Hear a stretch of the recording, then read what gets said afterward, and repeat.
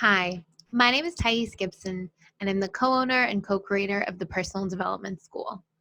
This is your daily breakthrough video, and in this video, I want to touch on why you think it's okay to be treated badly. Now, obviously, at a conscious level, nobody really thinks it's okay to be treated badly, but sometimes different individuals, and it can be on a spectrum, right? It doesn't have to be that like you're with this horrible person that only treats you terribly, but maybe somebody keeps repeating the same negative pattern of behavior, or maybe you keep reattracting the same type of, partner into your life that does the same sort of things, treats you in the similar sort of context each time. And even though you don't like it, you stay, or you put up with it, or you don't move away from the situation or do something really, really effective to change it. And so I want to talk about why this exists, and I really want to bring it into the context of our shadow. Now, I have an amazing entire video on shadow work, and I also have a huge course inside the school that goes through shadow work in a lot more detail with some long form processes that I really highly recommend, because shadow work is an extremely powerful tool. But for the sake of this video, I'm not even going to go too much into shadow work, but I will reference your relationship shadow and what it's showing you about yourself and how it impacts why we might stay in a situation that's no longer serving us, or why we might not set boundaries around a behavior that does disturb us.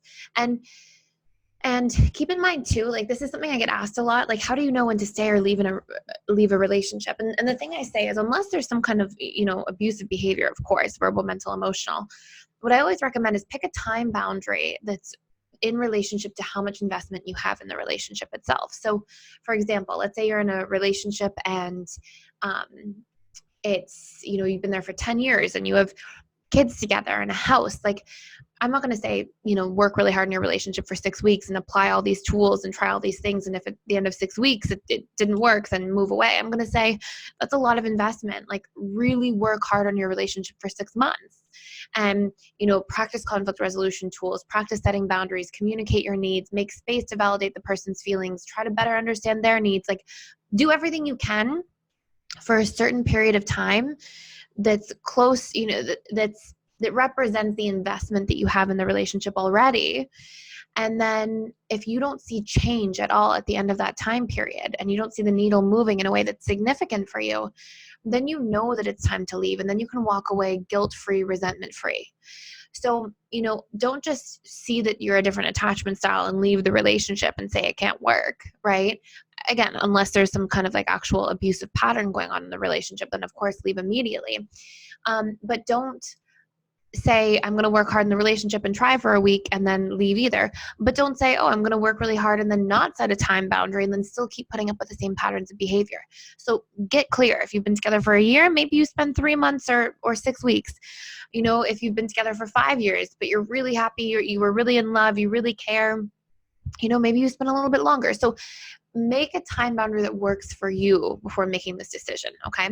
Now, before I get into the shadow work part of this video and why we actually put up with certain behaviors at a subconscious level, or why we keep finding the same patterns of behavior, I do want you to know we're doing a Valentine's Day special on course bundle subscriptions, so like long-term subscriptions and individual courses, and they're 25% off. It's only going to last for a couple days, so check it out. The coupon code is PDSV Day. So Personal Development School Valentine's Day, but PDSV Day, all capital letters, and I'll put the coupon code in the description below. And if you find yourself like struggling with this specific thing, I highly recommend taking the shadow work course. I highly recommend the shadow work course and the emotional mastery course as a whole, irrespective of your attachment style. These are things you need to know to navigate your emotional life, to navigate relationships, and these will apply to all areas of your life, and they have extremely powerful transformation processes and exercises in there. So I'm kind of rambling about that now. So I'm going to go back to the content. So for why we end up in these patterns, okay, I want you to recognize that your shadow, okay, basically in a relationship, you'll see that the things that trigger you about your partner, okay, or if you're single, the things that trigger you about your ex are patterns that represent the things that we often are already doing in relationship to ourselves. And this can exist either at the thought level, the belief level, the emotional level, or the needs and behavior level. So I'll give you an example of this to illustrate it. Let's say you're anxiously attached, okay? If you look, somebody who's anxiously attached sort of has a dismissive avoidant relationship towards themselves. And what do they get triggered by in another person? People who are dismissive, people who ignore them, people who pull away, people who don't show up to exchange or give, pay attention to their feelings and needs. And if the anxious person can go inwards and go, okay, where at the thought, belief, emotional, or behavioral and needs level do I dismiss myself? You'll probably see that there's at least one, if not all four places that exist for you. And if you look again, somebody who's dismissive avoidant, they're sort of in an anxiously attached relationship to themselves. How do they show up and treat themselves all the time? They're like, oh my gosh, I need to make sure I have enough time for myself and enough time to be alone with myself. And I need to, keep people away and keep myself here. And they have this anxious relationship to them. And so it's easy for them to dismiss other people. And then if somebody becomes anxious to them, it triggers them. Okay. So even if you look at the fearful avoidant, right? Sometimes they're really loving to themselves and other times they can be a bit horrible to themselves. And one day they fiercely protect their boundaries and another day they totally disrespect their boundaries and become really self-critical and harsh with their words to themselves. And how does this reflect and show up in relationships with others? So a relationship outside of us, even if it's an ex, and you're not in a relationship at this time, our relationships outside of us act as a trigger to help us recognize patterns that exist within us. Okay. Now, it doesn't mean like, oh, great, this is the only purpose of relationships. There's a lot more to it, but this is a really important tool to recognize. So you can ask yourself, what triggers me about my partner or ex? And where am I behaving this way in the relationship towards myself? And here's what's really important to know. Until you change this in the relationship to yourself, you are going to keep putting up with it at a subconscious level from relationships outside of you, not even just romantic relationships. Why?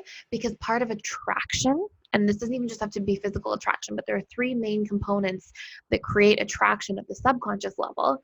And I'm not going to talk about all three of them because that's for another video, but I'm going to tell you one of the major ones is we attract people, we feel attraction towards people who represent a subconscious comfort zone and a feeling of familiarity. It feels like, oh my gosh, it's like home in a way. Or like, wow, I feel so attracted to this person. It feels so right. And it just, there's like two puzzle pieces fitting together. Largely, if you're feeling that way, it's because this person treats you the way you treat yourself. So your subconscious, which from a survival perspective just wants to maintain familiarity and a comfort zone because it's like, hey, if we've been surviving for this long, then this is obviously working for us. So your subconscious that wants to maintain this comfort zone and familiarity naturally feels very attracted to and drawn towards people who keep treating you the way that reflect the way that you treat yourself. And so you really want to start recognizing what these things are. Now, some of these things can be good things and it can be sort of your golden shadow, but other things can be subconscious patterns that you don't want in a long-term relationship and things that you need to move through because these things are triggering you because they are showing you very personal parts of yourself. Okay. So write a list. Okay. What triggers me about my ex or my partner now? Where do I behave this way in the relationship towards myself? So let's say, for example, it's, I get so triggered when my partner's critical. Okay. Where am I critical to myself? Okay. Or I get so triggered when my partner ignores me. Okay. So check those four places. Where do I ignore myself? Where do I ignore my thoughts or opinions? Where do I ignore my beliefs when they're triggered or activated? Where do I ignore my own emotions and just try to repress them and pretend like they're not there or they don't matter? Where do I ignore my needs? Okay, where do I ignore myself at the behavioral level? And let's say it's taking advantage of, I get triggered when my partner takes advantage of me.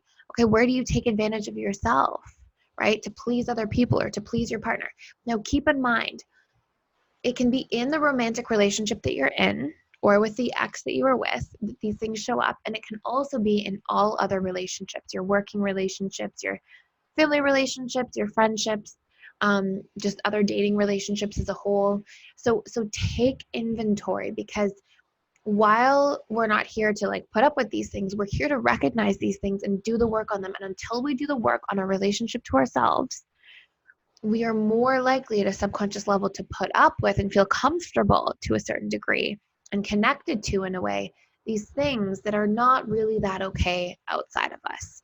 And so when these things trigger us, these patterns of behavior in somebody else trigger us, this is a really important opportunity to find a golden nugget of information about something that you need to heal in the relationship to you.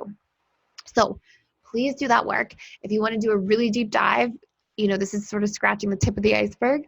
If you want to do a really deep dive into this work, you can also go into the Personal Development School and check out the Emotional Mastery and Belief Reprogramming course or the Shadow Work course that do deep dives into both of into this sort of perspective in both of those courses. So thank you so much for watching, and I will see you in the next video.